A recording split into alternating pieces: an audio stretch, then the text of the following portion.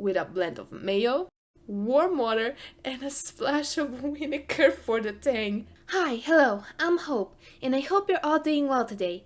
And today we'll be looking at r/PettyRevenge. So prepare yourself for some interesting stories about revenge.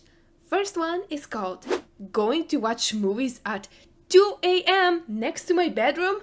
Enjoy your wake-up call! For my master's degree, I was living in an apartment building for mature students. In a small, unfurnished apartment way too big for me and my handful of stuff I had. The school year went fine, but during the summer, the unit next to mine started blaring movies really loudly from 2 a.m. until 3 or 4 a.m. every day. Look, I don't care at what time you go to sleep, or if you watch movies. Who cares, But watching them without headphones at such an inappropriate time? Hell nah! I'd even argue that watching them at any time without headphones when living in a shared building with paper thin walls is annoying, but this especially.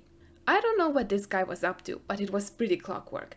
His unit was the mirror image of mine, so his bedroom was next to mine, and the clarity of the sound made it obvious his TV was in his bedroom and aimed directly at our shared wall. This goes on for several weeks. Weeks! Okay, damn OP, you are way more patient than I could be.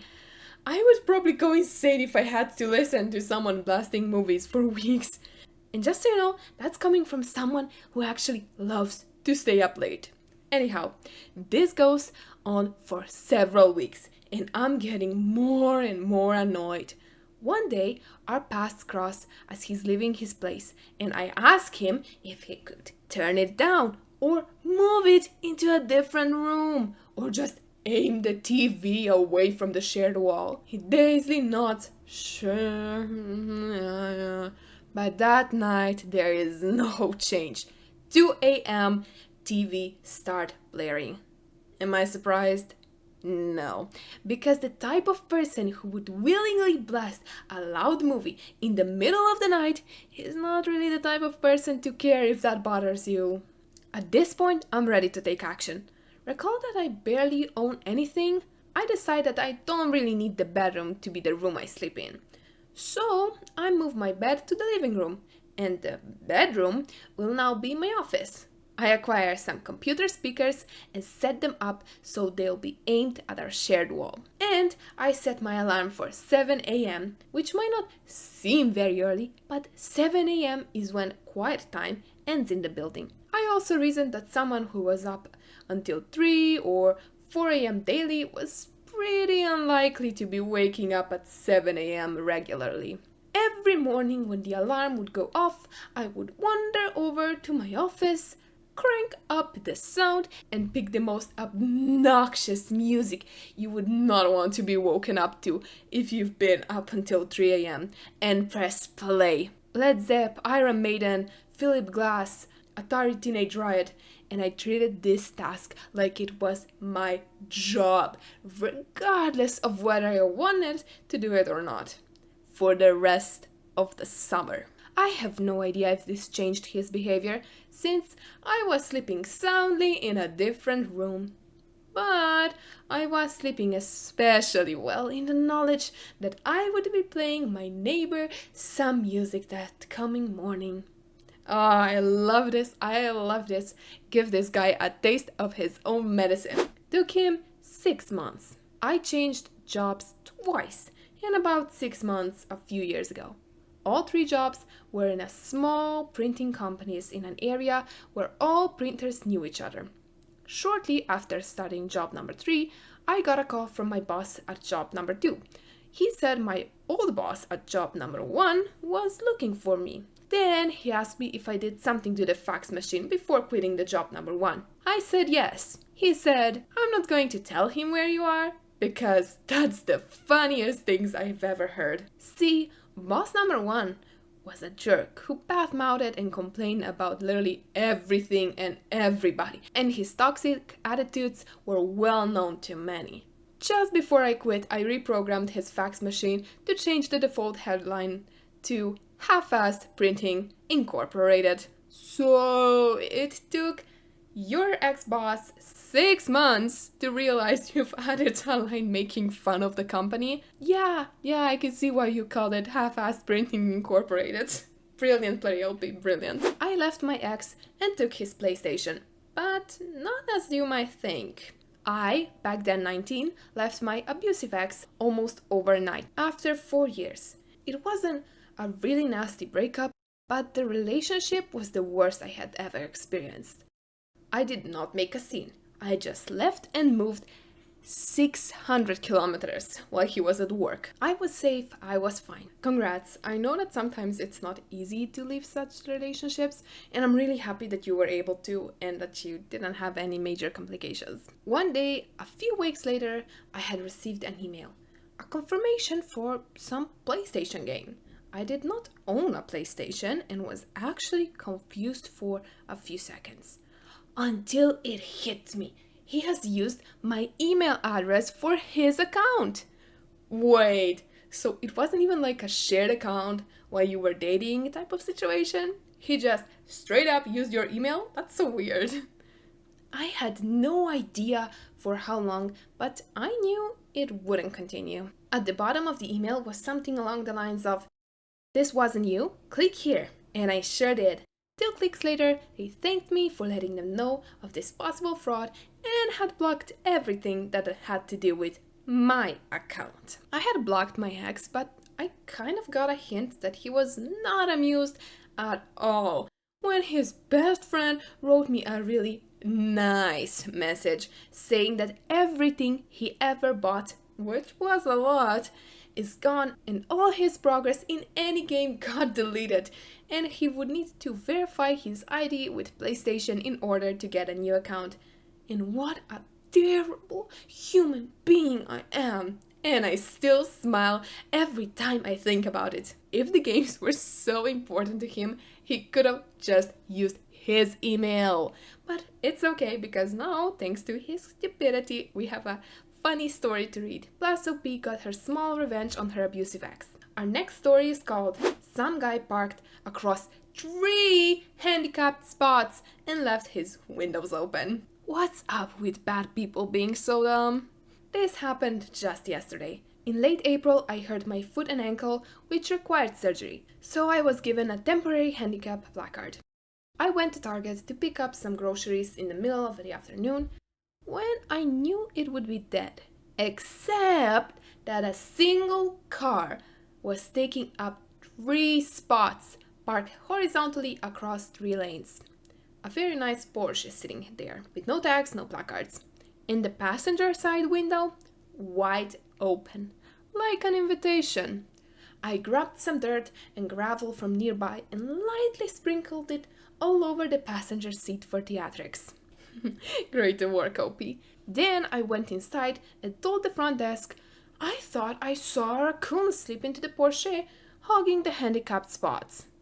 Imagine if it did though, that'd be so funny. They announced over the intercom asking the owner to come up. I stayed within viewing distance to see what would happen when a dude practically ran over, yelling about his car, calling the employees names for lack of pest control, clearly pissed and yelling. Not long after, a big-ass biker-looking security guard showed up. Then he called parking enforcement to handle the parking violation. He was also banned from the Target for his conduct. Him being banned really sounds like a cherry on top of this delicious karma cake. Let's go. Meanwhile, I doubt there was any sign of a raccoon in his car. Edit, for people who have trouble reading, there was never a raccoon. And edit 2, for everyone saying it's impossible for a Porsche to take up 3 spots, from a comment below. Don't know what to tell you. It looked like a sleek SUV. I don't know much about cars, but I saw the Porsche written on the back. It looked nice. It was parked in the middle of 3 spots, and the ends were jutting into each other's lane. I mean, it doesn't sound that impossible to me. I don't know what commenters are on about. You just need to be extra douchey to be able to do it, because, you know, there's bad parking. And there's parking over 3 spots.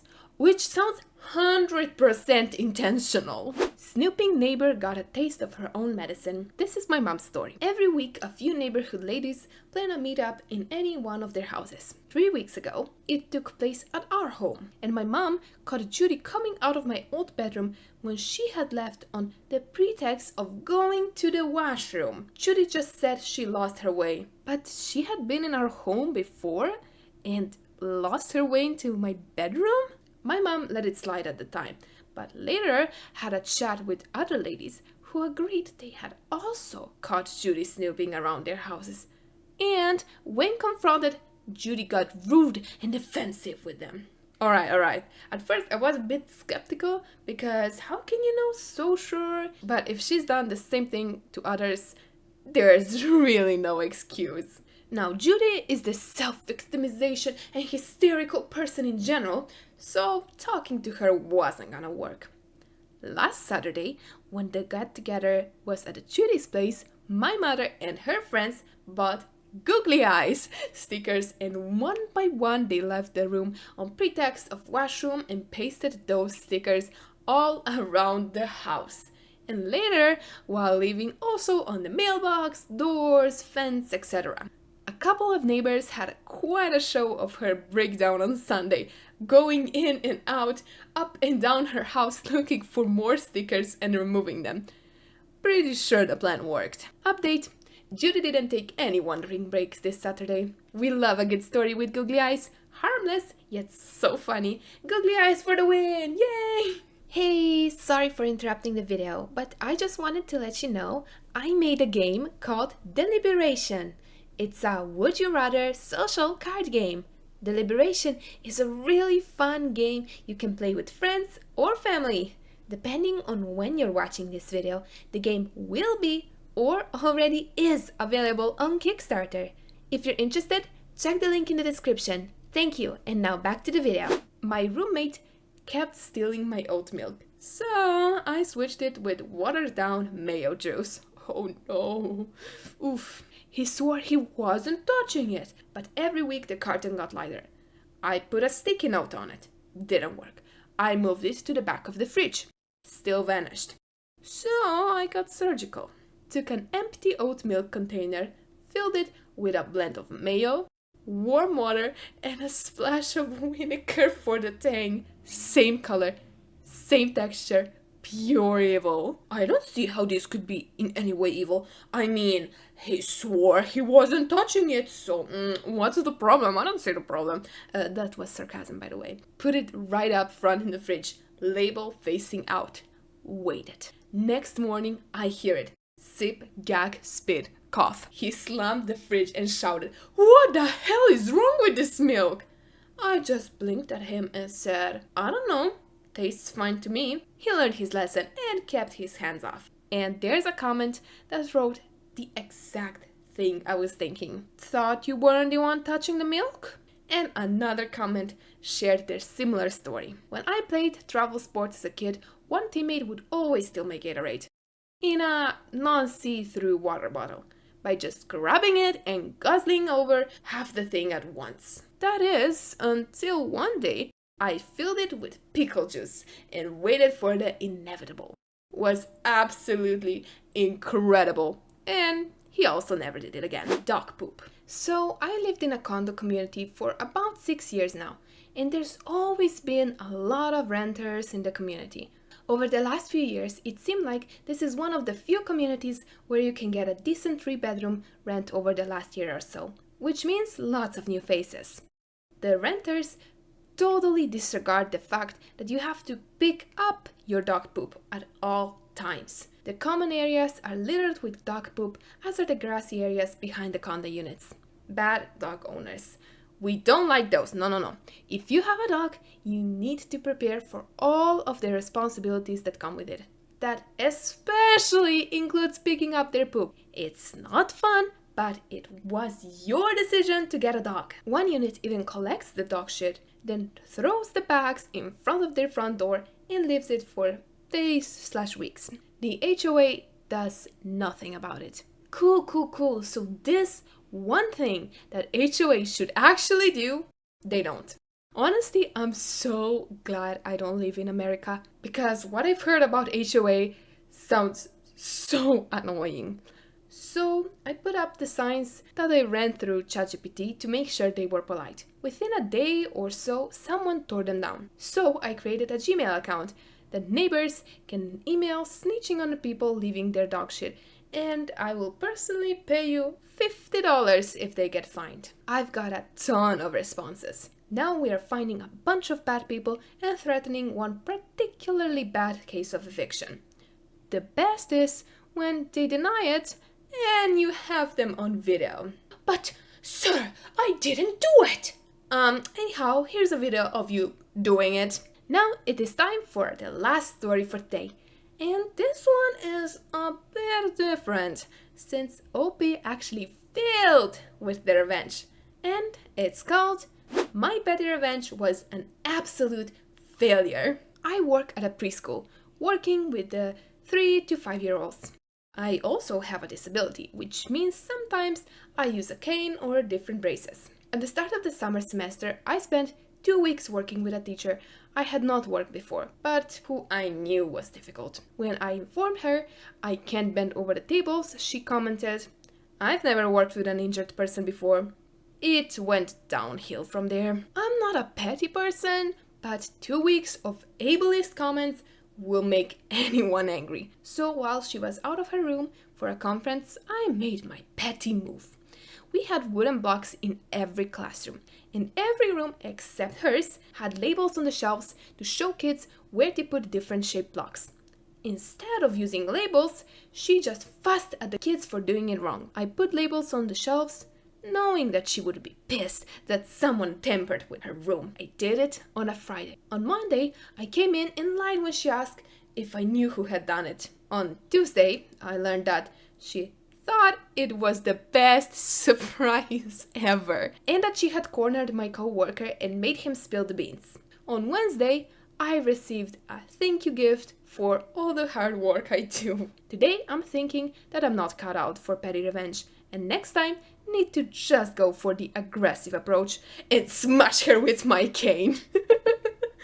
Petty revenge turned into OP just being helpful. And on that note, click on the screen to watch more Petty Revenge. And thank you so much for watching this video. With your help, I'll be back in hell in no time. And don't forget to check out the Liberation!